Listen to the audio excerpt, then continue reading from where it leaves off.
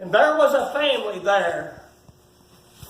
And that family, every time he came through the land, was good to this preacher. And that's what Elisha was at the time, like a traveling evangelist. And I've talked to several preachers around the area, and like Brother Daniel, he comes and preaches.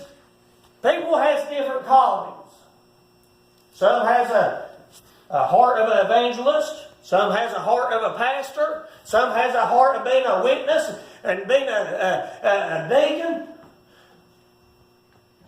But God calls us out, and when God calls us out, we got a job to do. And this woman had a heart and a desire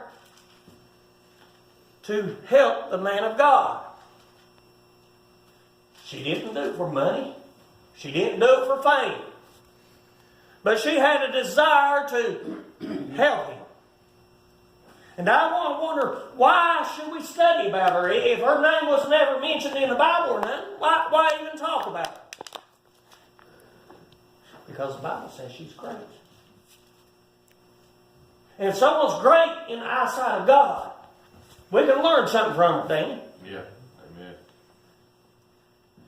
And she just wanted to keep the preacher man and to help him. Verses 9 and 10.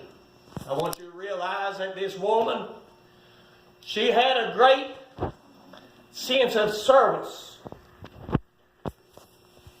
She had a great sense of service to help God and do what God, and help the preacher man and the man of God. You know, it doesn't say a whole lot about the Shunamite woman. But I want you to look at verse number 10. It says a lot about what she did. And it said in verse 10, let us make a little chamber, I pray thee. She made a room special just for this man of God. And it goes on and it talks about what was in the room. A bed, a candlestick, a night table, and all these things was to help the man of God. But it didn't say nothing about her. But it said her job. What she wanted to do, her heart. And we can learn a whole lot from this woman that we need to do what we can for God, but we don't need to have our name up in lights. We don't need to be recognized for what we do, because God sees it. Amen.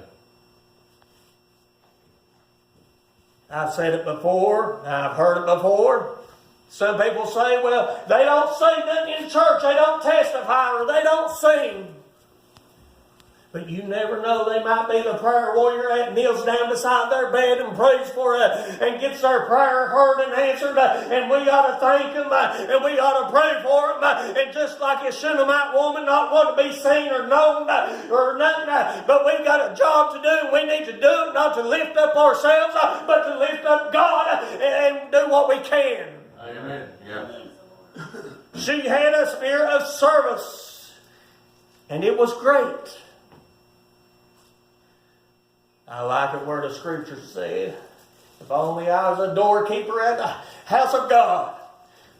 Church, if I was only a doorkeeper, I'd be happy and I'd keep that door open as much as I can in the best way I can. And just as being a pastor, I want to be the best pastor I can with my whole heart and do what I can, preaching the word and visiting. And anything that we do, we need to do wholeheartedly and do it for the Lord. Amen.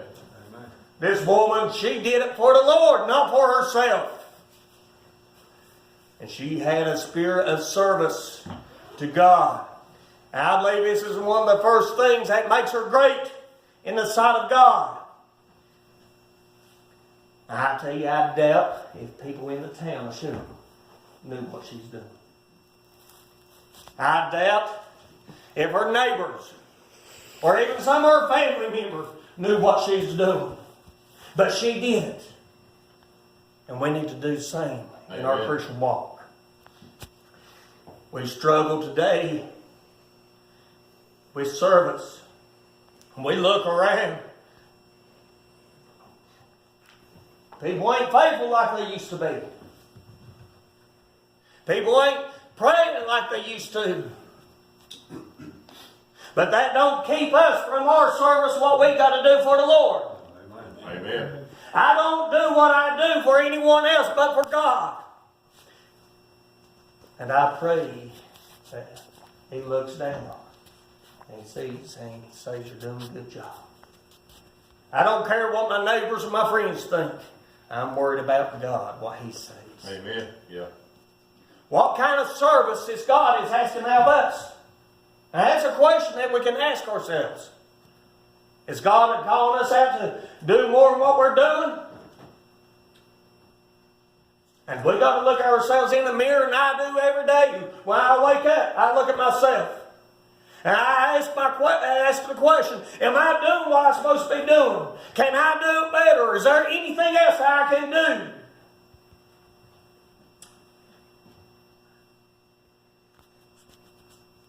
If there's someone sick, would you pray for them?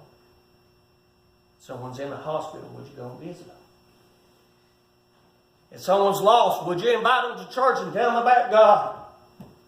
These are things that every Christian, every child of God ought to have a desire to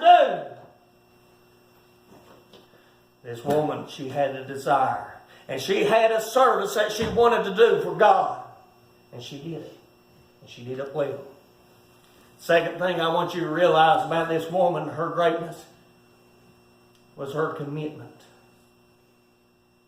Commitment.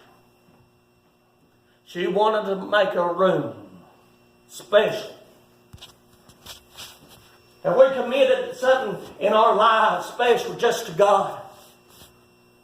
Have we committed a certain time of the day to pray? Have we committed a certain act of kindness to a neighbor or brother or sister? Have we committed something, as I preached not too long ago, as far as giving to the Lord? Giving is more than just money. Giving is giving something from your heart, being committed to God. Yeah. This woman, she was committed to Elisha to prepare a room just for him and no one else.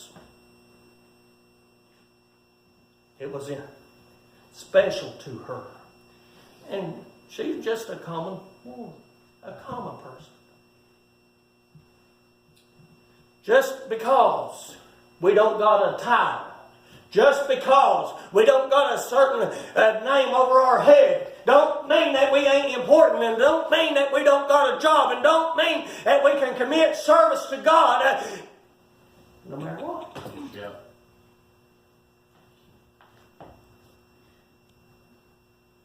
And she was kind to Elisha. And Elisha recognized her for it. Elisha even offered, said, what can I do for you? Elisha said, I'm pretty well known. I know the captains of the guard. I know some pretty famous people. Is there anything I could do for you to show my kindness, to show my gratitude back to you? You know, people today, they do things to get gain, to get recognized, to get certain things of the world. This woman didn't want nothing. She did it out of the kindness of her heart. And we need to do the same in our Christian walk. Do things out of the kindness of our heart. And I love what she said in verse 13. After Elisha said, what can I do for you? What can I go and talk to someone for you? She said, I dwell among my own people.